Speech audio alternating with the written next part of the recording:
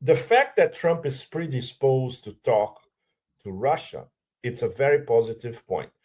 What nobody knows, at least so far, is how far is he willing to go to accommodate Russia's imperatives, national interests, especially the most important thing, which is something that they cannot discuss tomorrow in Saudi Arabia. This is going to be in the next few months. A new project of indivisibility of security comprising the NATO space, the post-Soviet and the Russian space and the Eurasian space. Informally, what could be a new Yalta, really? And there is a strong possibility that we could have a new Yalta on May 9 here in Moscow, on the Victory Day celebrations, where we know already that Xi is coming, Putin will be the host, and Trump may come as well. These three, they are going to organize and formalize the new Yalta. No Europe. Europe is out of any serious geopolitical discussion. Europe doesn't exist, period. Europe is self-suicided 6 feet under, geopolitically, geoeconomically, military, and even culture, because they are killing their culture. Brussels is killing Europe, individual nations, European culture everywhere. So it doesn't matter. So this is a conversation between a nuclear hypersonic power and the so-called exceptionalist empire, decadent or not. Yes, decadent, we know.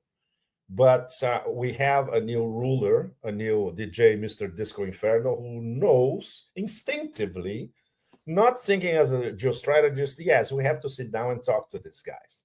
If we don't, we're going to be in trouble sooner or later, because I have other things to do. And then there's the whole China tech war, everything. The Trump administration may tell the Europeans a few tidbits about what they discuss on the table with the Russians.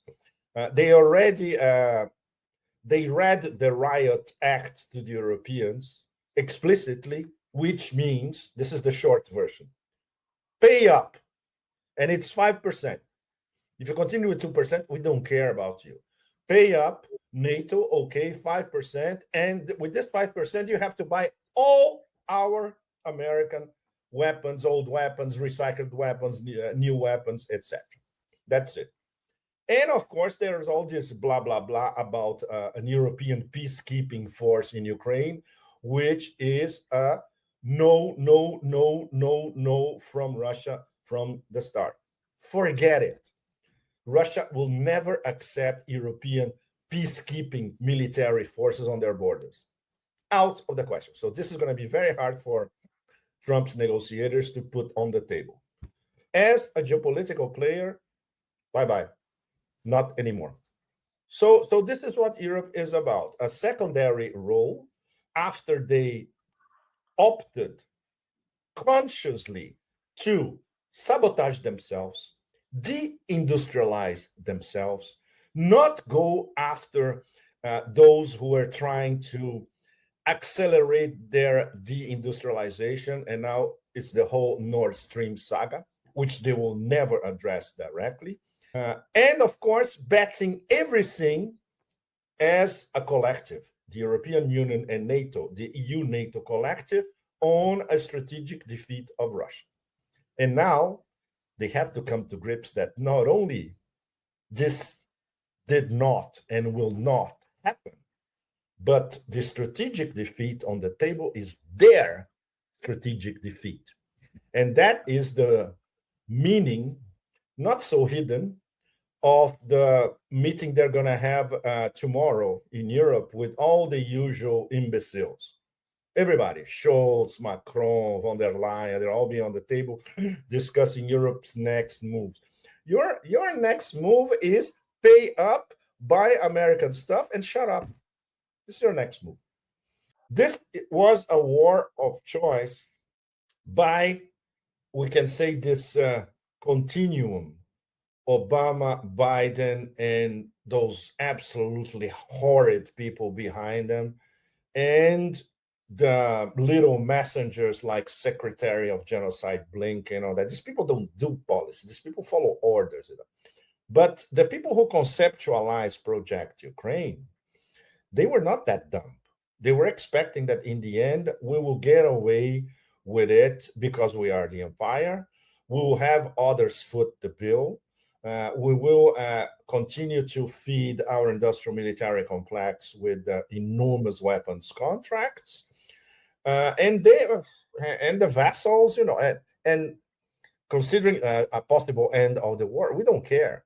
This can go on forever, which was until a few weeks ago the thinking in the White House, in the U.S. State Department, etc. So if this was a voluntary plan, it was brilliant, absolutely brilliant, worked to perfection. Obviously, not even the Americans during the Democrats thought that it would be so brilliant. In fact, the twist was that Trump 2.0 made it work in the end for the US and is making it work in the end for the US. They fooled the Europeans thinking that they were agents in Project Ukraine, when in fact they were instrumentalized all the way in every possible aspect. The only winner of a Project Ukraine, and this will be confirmed by Trump 2.0 laying their hands on the rare earth minerals and metals that Ukraine mostly does not have, by the way, because 70% are in the east. They are in Novorossiya and they are under possession of Russia. So what will be left, whatever that is, maybe it will pay the American bill. But the ones who really pay the bill, foot the bill to the limit, will be the Europeans. And they will have nothing in return apart from the destruction of their own economies. Now, Trump 2.0, the preoccupations and the priorities are different. It's the tech war with China, is creating a resource base, augmenting a resource base for the empire. That's where Canada, Greenland, the Panama Canal enter. And of course, considering that across Eurasia, their margin of maneuver against the big powers, Russia and China, is very limited. They will need some composition. So what starts in Saudi Arabia tomorrow is the Trump 2.0 approach to let's recompose relations with Russia. We don't know where this is going. We have a pretty good inkling of what do these people might want. And obviously, we don't know if the Russians will be certainly sufficiently firm to say none of that interests us. Offer us something tangible according to our specifications laid out since June last year. If you don't, it's very simple. This war will continue and we will stop the war when we want it and where we want it. We know where the Europeans are going. They want the war to continue. The problem is they cannot have, and they don't have the funds, the weapons to continue to finance this war without direct American involvement. Second, if they continue like this, they will crumble as a whole, not as individual nations, but the EU and NATO as a whole will totally crumble. And obviously, they still won't inflict this strategic defeat against Russia. So this is where we are at the moment, So after a few talks between the American delegation and the Russian delegation, I think the American delegation will start to see the picture more clearly. And then things start to be really complicated because there's no way there can be an agreement on the big issues: nuclear disarmament, INF treaty, spheres of influence, areas that the US can maneuver more or less without clashing frontally with Russia and China. None of that can be discussed if they don't get down to the nitty-gritty on the basic points. And that's what makes this moment so challenging and so fascinating. It can go any way. From an European point of view, is total, absolute disaster. And once again, very important, these people do not represent the average European citizen in Italy, in France, in Germany, uh, Poland and the Baltics. Who gives a about Poland and the Baltics? They are beyond irrelevance. They are irrelevance on a cosmic level. But the countries that really matter, the three top economies, Germany, France, and Italy. The average German, French, and Italian, he doesn't think like these people in Brussels and these people who were at the Munich Security Conference. And it's fascinating to hear this from an American vice president. It was we cannot even start to quantify the mix of puzzlement and realization of how insignificant you are when they start saying these words live in front of all them. It had to be something like this populist, this strange hybrid, which is Trumpism. Yeah? It's a mix of populism with a little bit of common sense, with circus, very important circus element. This reality show that has a few points of contact with reality, which was the case of the speech by Vance. And sometimes it can be completely out of reality. And that, for instance, the Gaza Riviera Resort and Casino plan.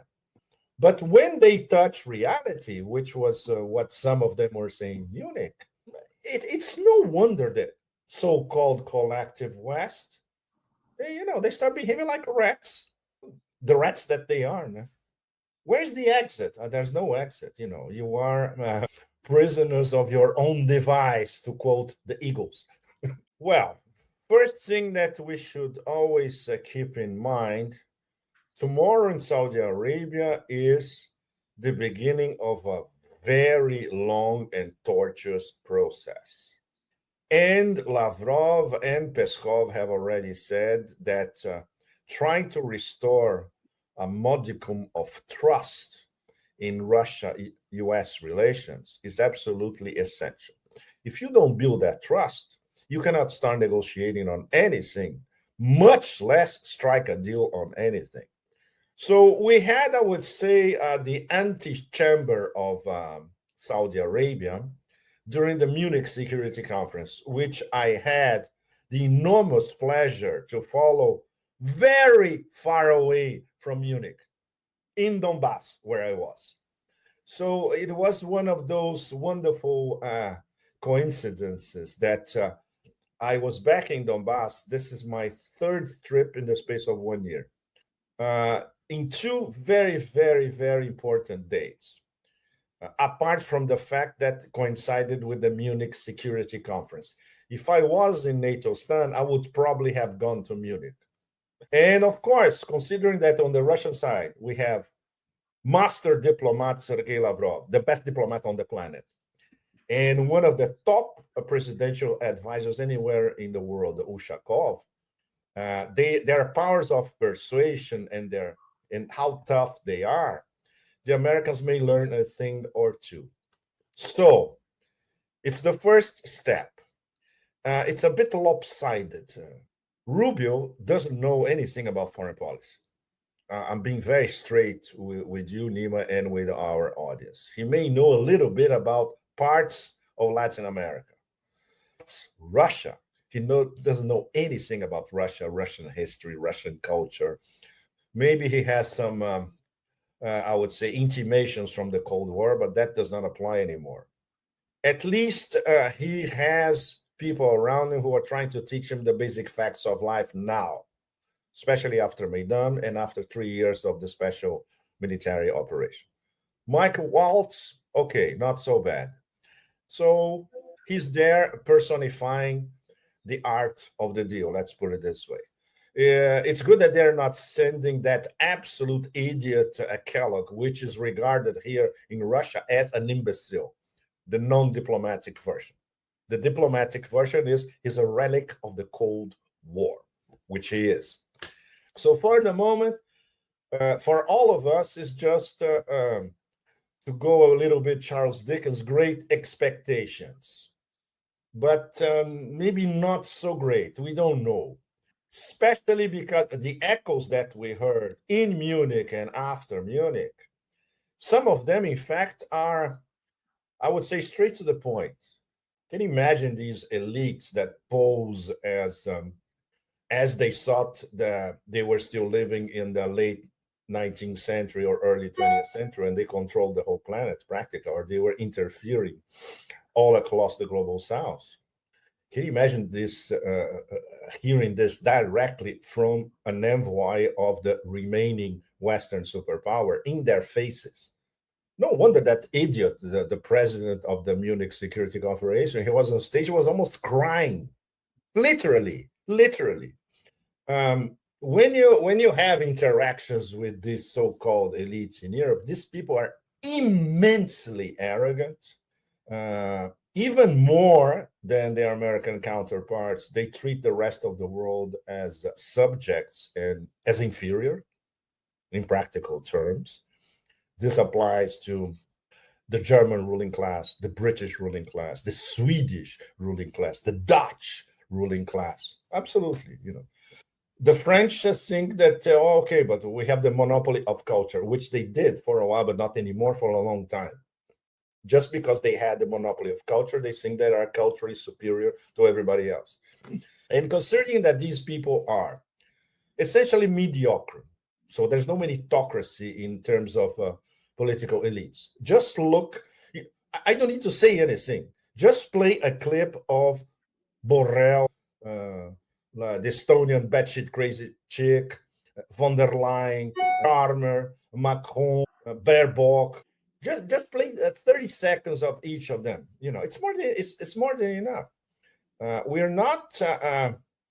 We remember, many of us, we remember great European diplomacy during the Cold War. Not anymore. So there are many reasons.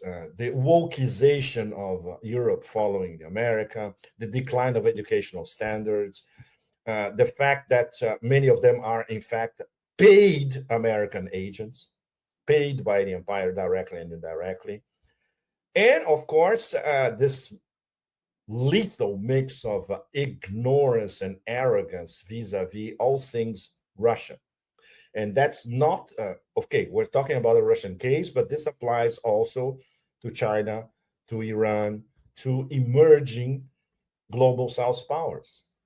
So when you put this all together, then you have the big picture, which is something that Lavrov especially can, considering that he's a master of detail, but a master of the big picture as well, he can imprint on his American interlocutors, look, this is what you're all dealing with.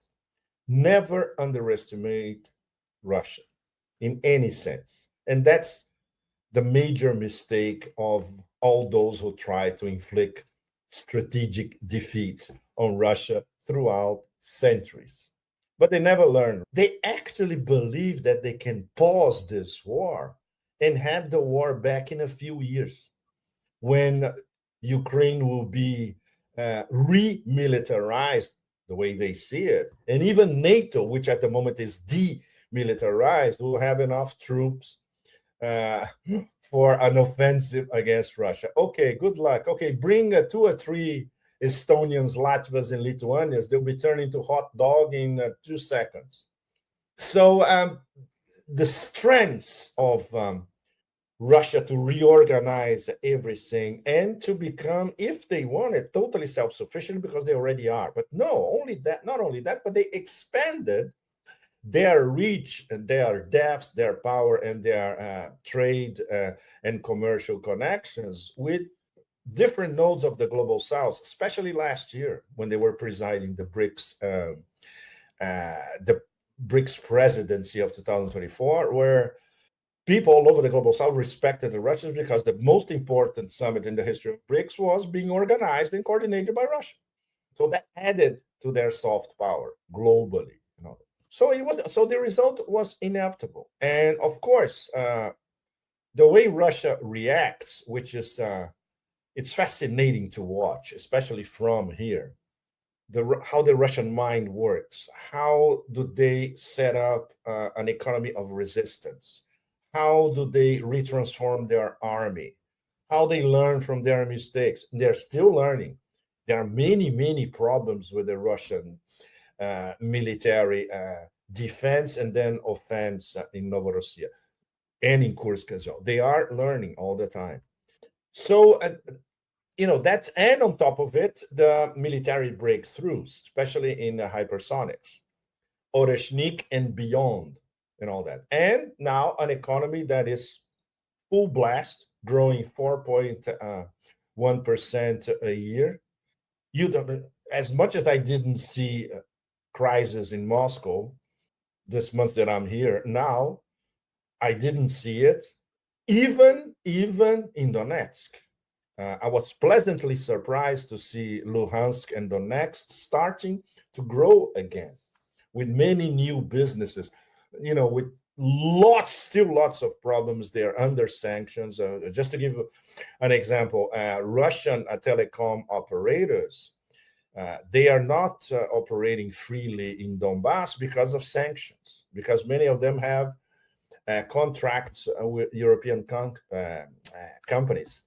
So if they are in Donbass, they will be sanctioned. So, so when you go to Donbass, you need to use a SIM card from a local provider. Simple example. And it's still Russian. But it's Russia, but it's not Russia, you see? And then, of course, the spiritual strengths, which is something that I experienced this weekend in Luhansk, in Donetsk, in Avdiivka, and outside of these people are extremely powered spiritually, defending their values, defending their language, defending their lands, defending their history, defending their culture, militarily able. After all, they were fighting against a gigantic NATO army, and they are advancing, Russian style, chameleons, little by little, but advancing. So the tension will continue to be there. And who's going to lead this new NATO?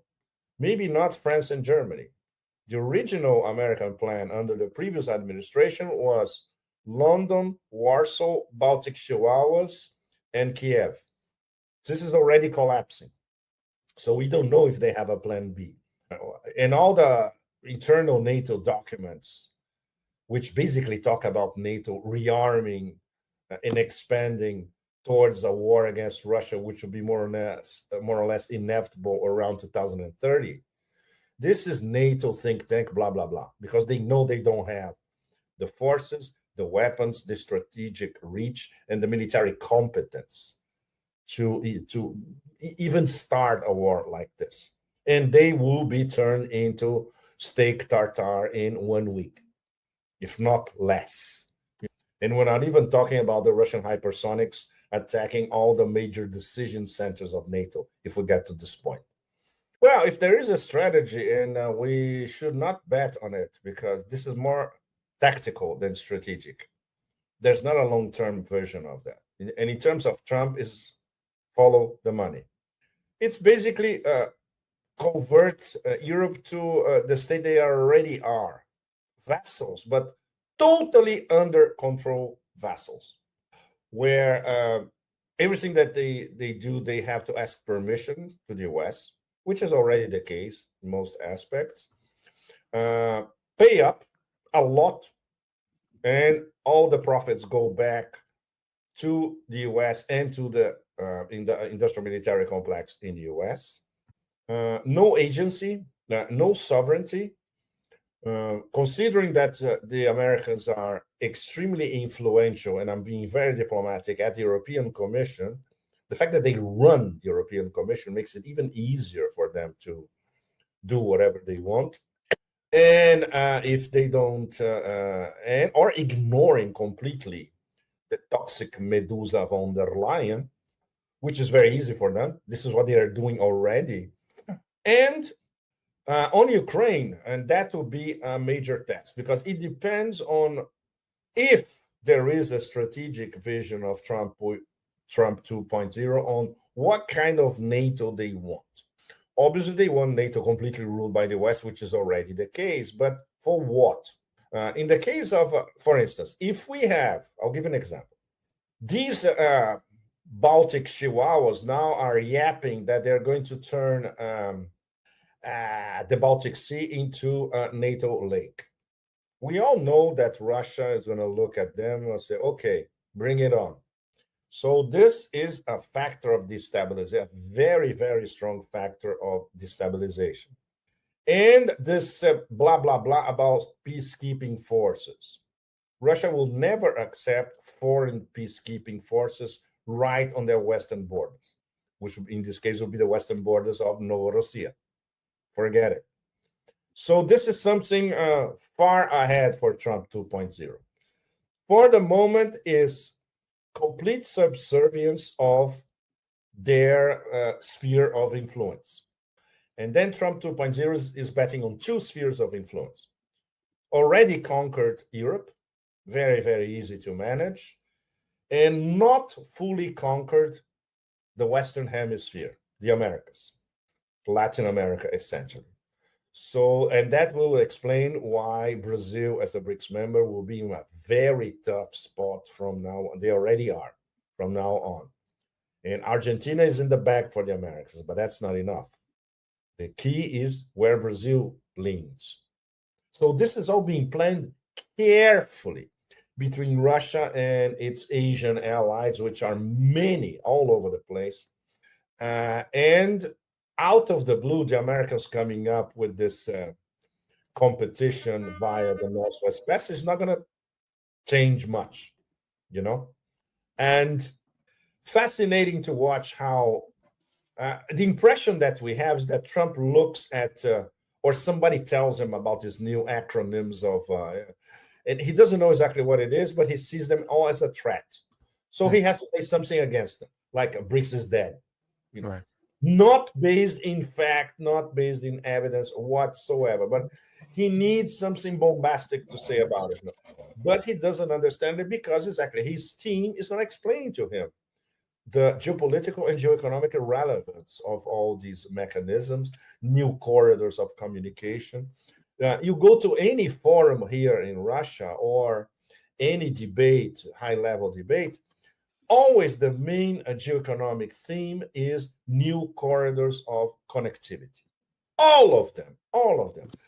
Correct me if I'm wrong. Is anybody in the US think tank land discussing corridors of connectivity?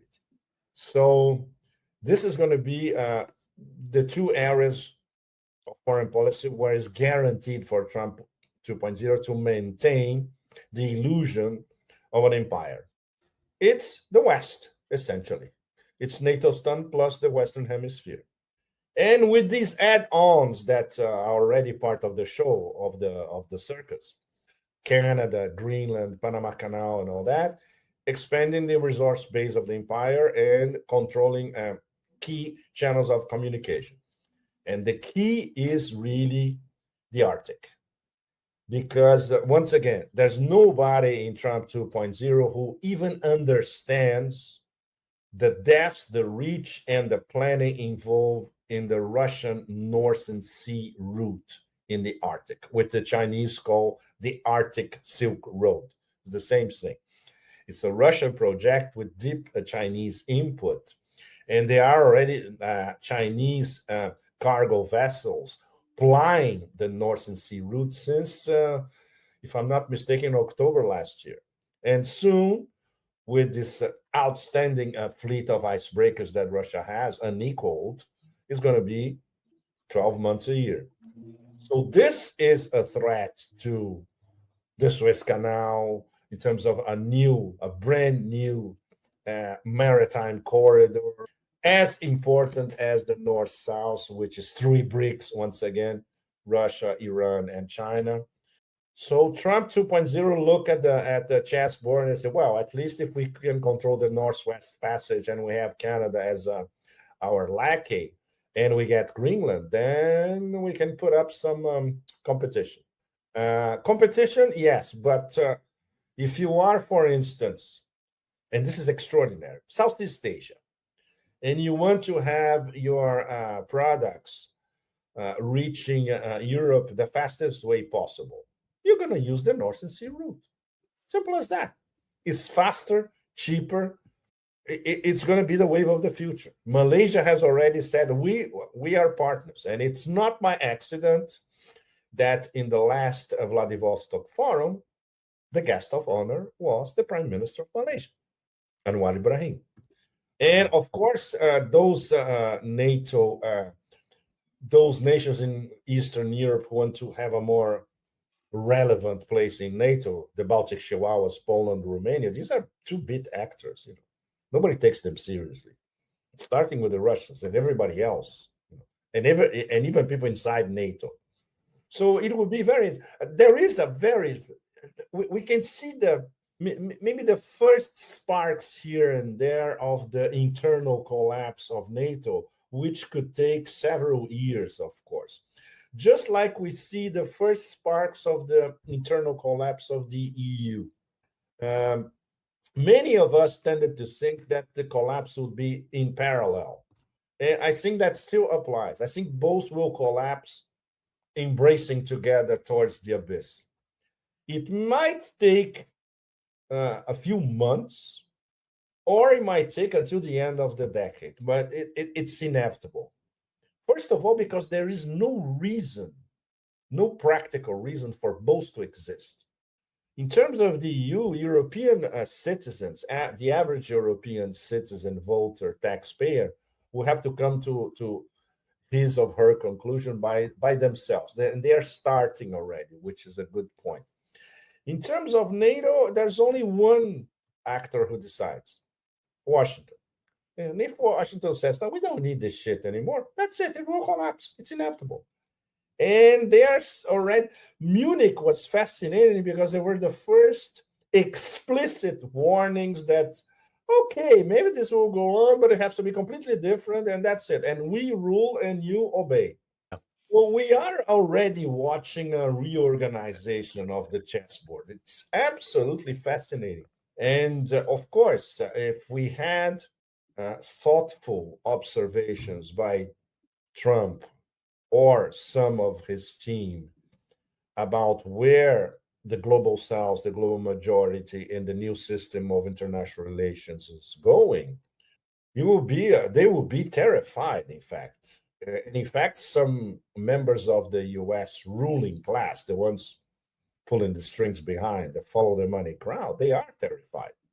There's not much left for them, apart, once again, the vassals in Europe and the Western Hemisphere. That's it. So, in fact, even without the new Yalta, we are seeing spheres of influence being delineated right in front of us. And the title of my latest book last year was NATO Stun against Eurasia against NATO Stun. Okay, a fine tuning of that will be Eurasia in all its declinations against the Western NATO Stun Western Hemisphere, but not against. In terms of a division of spheres of influence, de facto, already happening. How belligerent NATO will continue to be, it will depend a lot on how Trump wants it to be belligerent. So now it's only it's in his hands.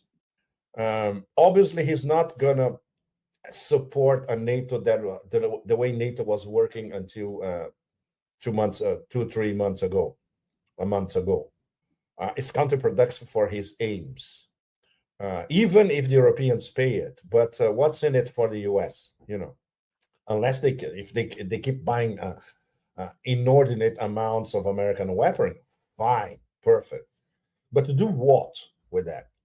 Are they going to start a war against China in Taiwan? No, NATO cannot do that. Are they going to start several different wars in Africa where they're going to have their asses kicked? No, it's not going to happen.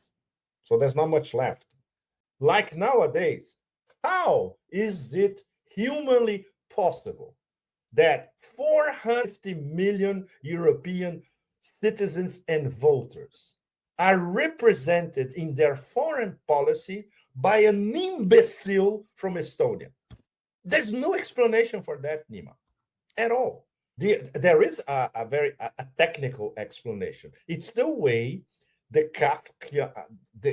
totally Kafkaesque Brussels systems works, where meritocracy, nobody's talking about meritocracy. It's connections, it's a fifth columnists, is paid agents, is imbeciles, but serving the right masters. That's how you get to a post like this. This guy, we assume, had some experiences in the world to be the head of a security conference like Munich, which was always taken in high regard everywhere. But on the same phrase, he equals our values to a bloody criminal gangster in Kiev.